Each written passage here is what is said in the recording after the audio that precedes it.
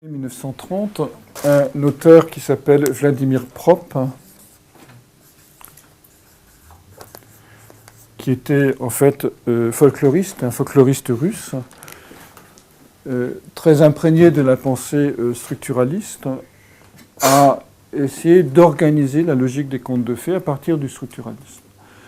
Et il a montré la chose suivante, que l'ensemble, il a écrit un ouvrage qui s'appelle La morphologie du conte merveilleux, qui est intéressant, si ça vous intéresse en tout cas, cette approche. Et il a montré la chose suivante, que l'ensemble des contes merveilleux était toujours structuré sur 32 étapes qui étaient chronologiquement toujours les mêmes.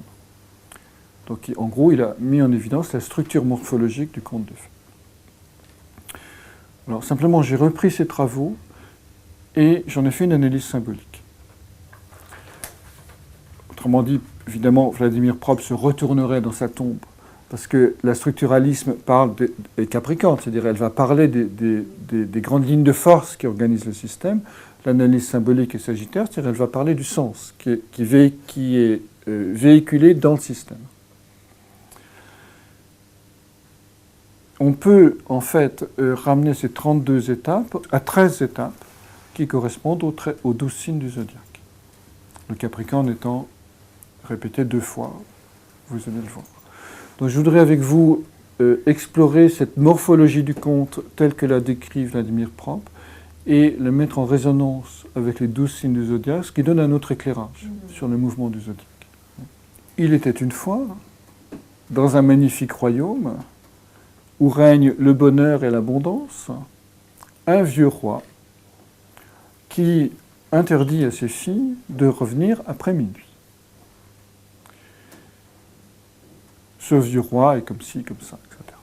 Donc, première phase de tous les contes de fées, on a un état des lieux, description d'un état des lieux, et le vieux roi qui vit dans un monde en général où règne un bonheur accentué, donne un ordre, ou pose un interdit, mais l'ordre et l'interdit, évidemment, c'est la même chose. Donc ça, c'est le point de départ des contes. Donc on est dans une phase Capricorne, qui est l'image du vieux sage, qui va donner un ordre. Dans la suite de l'histoire, cet ordre, bien sûr, va être transgressé.